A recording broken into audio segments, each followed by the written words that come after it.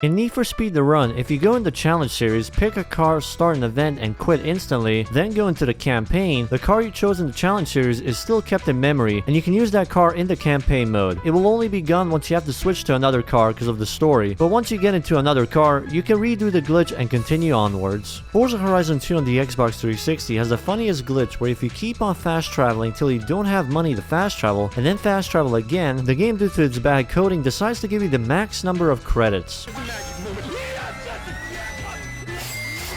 I asked one of my friends for a more technical reason why this happens, and here's the reason why. You can pause it and read it if you want. In all non-online versions of GT4, the Formula GT's tire compound has the same grip levels as softs, even though it says mediums in-game. In the online public beta, it was given its own special F1 compound. It has even greater grip than super softs, with the same wear rate as softs. Blackbox screwed up the event named Ennis Time of Day in the PC version of Need for Speed Most Wanted, causing the wrong time of day to be used in many in-game cutscenes. This is the reason why the time of day doesn't match between 360 and PC versions of the game in a lot of areas. If you did the F2 section of F1 2019 career mode, the teams that Devin Butler and Lucas Weber choose is dependent on what team you choose, with Devin always choosing the team that is one place higher than yours in the performance chart, and Lucas choosing the team that is one place lower. Afterwards, their transfers in Season 1 onwards are random. In the Crew Motorfest, it's possible to drive underwater with your car.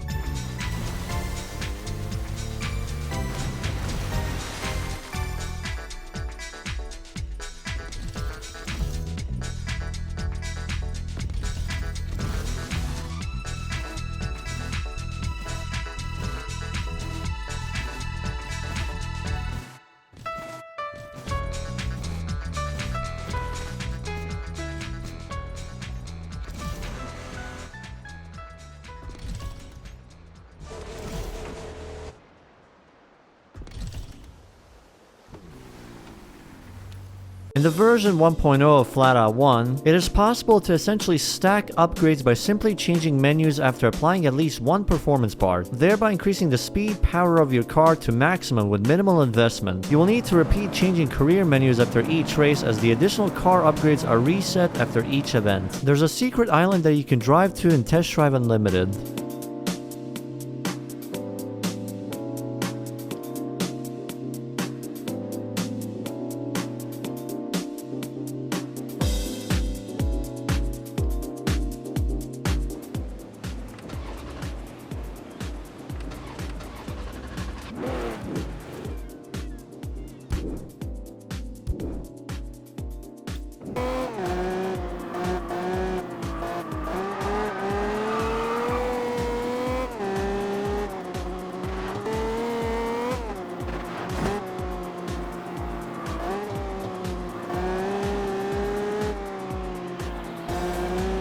In NFS Most Wanted 501 for the PSP, Ronnie uses the BMW M3 GTR, while Razor uses the sports version, or better known as BMW M3 GTR 2 in the game. You can say it's a glitch, I guess, but in the new TXR, if you have a high suspension setting and high speed and hit an NPC car, you can go flying, and if you're lucky enough, you can literally jump over the barriers and end up on the other side of the loop. In Midnight Club LA, if you have a fully upgraded car like this Bel Air, and if you buy another one of the same model, you can sell it and get the money back from the upgrades, while still keeping the upgrades for the first car. When Test Drive Unlimited 2 was online and you could access the casino, if you test drove the Audi R8 Spider at night and went to a particular house and honked, it would play a cutscene and you would get a trophy.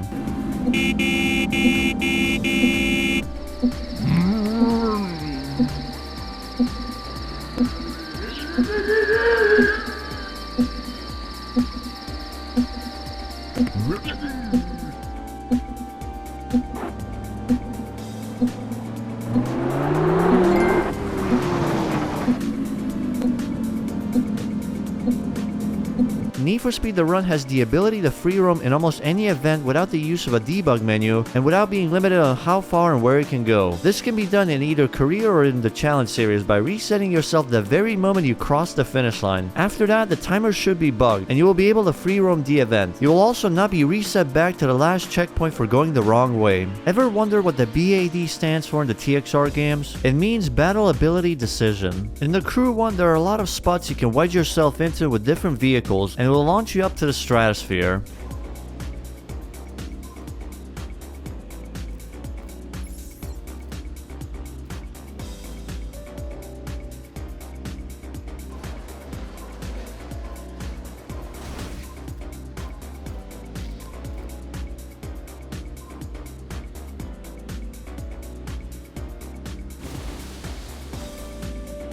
useless facts about the tow truck in Driver San Francisco. When you wreck a car and then shift into a tow truck nearby, you cannot tow that wrecked car. If you use the mod menu to remove all the wheels on a drivable car and then use the tow truck to tow it, the car behind will be on sideways or act funky with the handling of the truck. If you shift into a car that's being towed, unhook it and then shift out of it, the car will start driving away on its own, with no driver inside. In TXR Drift 2, one of the rivals is driving a special S2K with a Genki livery, instead of other generic liveries like the other rivals here. The reason for this is because the rival is based on the real-life president and CEO of Genki, Hiroshi Hamagaki. There's also another rival that drove a special A32 GTR, referencing the Group A race car, but due to licensing issues, most of the sponsors on the car are replaced with generic text. This isn't really a glitch, but it can do a funny thing in Gran Turismo 4. If you go into the arcade mode and select any rally course, you can select any car to enter the race with. And if you choose something like the Toyota 7 for example, it will enter the race with no tires and it will be incapable of doing anything besides wheel spinning.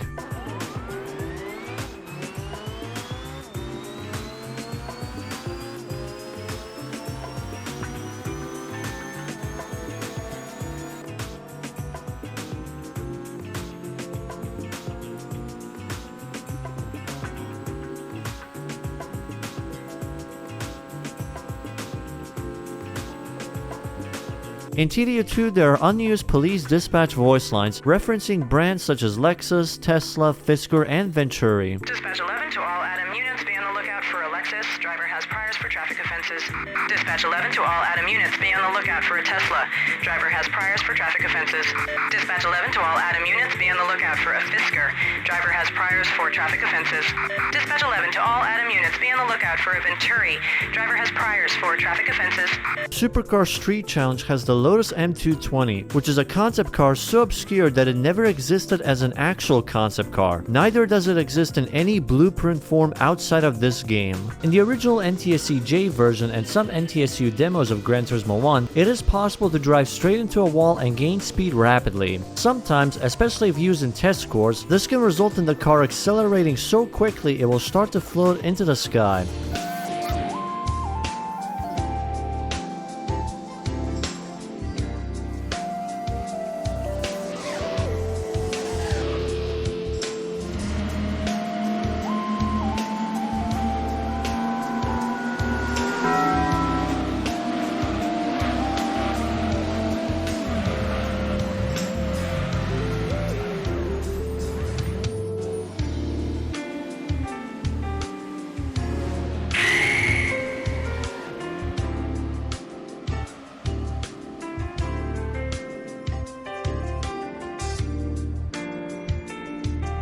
After purchasing your starter car in Most Wanted, if you take your sweet time to get to the safe house, Mia will get upset with you.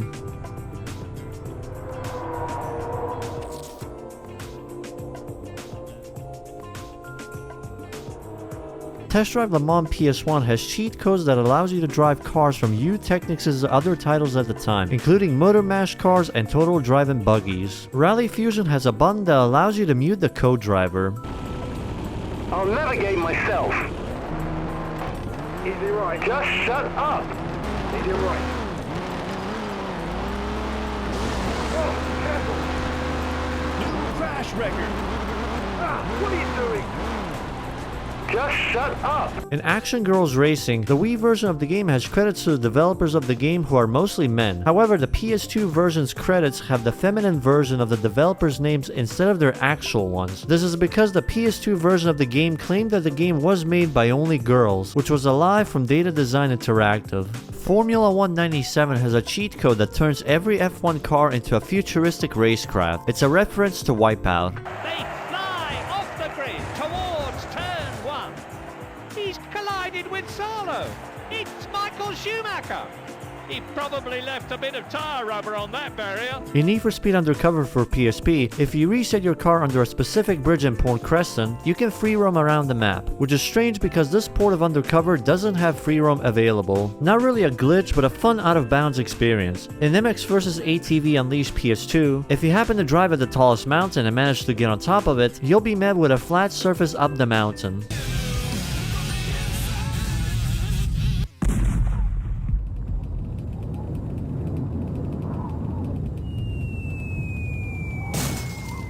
In Midnight Club 3, it's possible to make traffic cars drive on train tracks. You have to crash into a car and make it stop, and then push it so it lines up with the tracks. When it starts moving again, it should start driving on the path the train takes.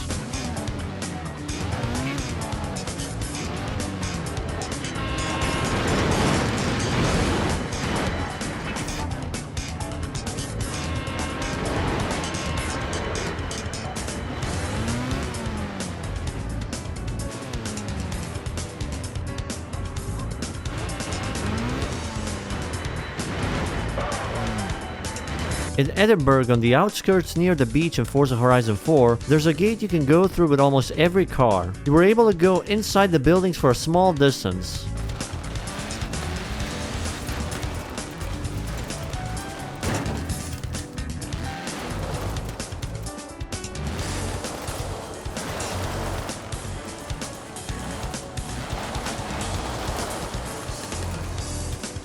In Burnout Paradise, you can do what's called a Showtime pop-up glitch. If you hit a wall at high speed, the game glitches you upwards into the stratosphere. What I think happens is that your car gets a bit into the map itself, and the game realizes it and pushes you out with some force. But when you activate Showdown mode, you also carry a bit of momentum from your speed before, so it just increases the speed by a crazy amount. This is just my assumptions, as I wasn't able to find any proper explanation on the internet. So if you have more info on this particular glitch, do let me know in the comments. In Midtown Madness 1 and 2, there's plenty of cut cars, like the Monster Truck, Disco Ball, and even Ferrari knockoff called Red Rocket. All of those can be playable with mods called MM1 and MM2 Revisited. Need for Speed Carbon is the first and only Need for Speed game that released on Mac OS X. In Drive Club, you can drive the Wombat Typhoon. That car is the only car in Drive Club that has nitros like in Motorstorm with sounds and everything. Plus, there's many Easter eggs hidden in the maps about Motorstorm. In Vanilla Carbon, you can warp to canyons, the drift track, or San Juan by either entering a quick race to where you want to warp, quit it, go to free roam and career, enter a sprint race, press change wingman, and select the one that you currently have. You'll warp to where your quick race was. Then you can just quit to free roam and enjoy driving around. Or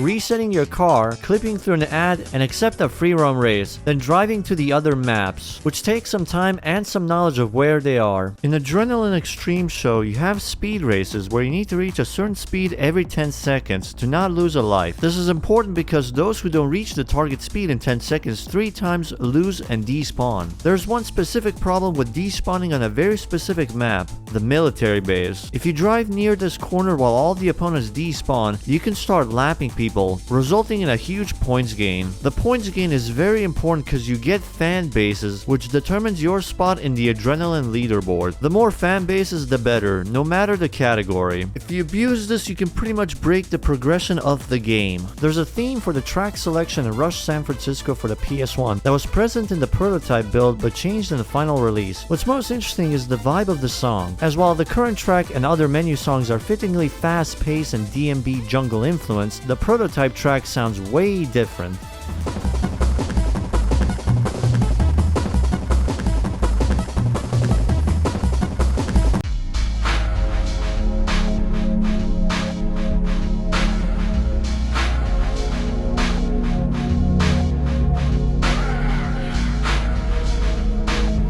In Test Drive 5 for the PS1, if you select Washington DC 2 or any other race in the rain, start the event and turn around, you will see question marks raining on you.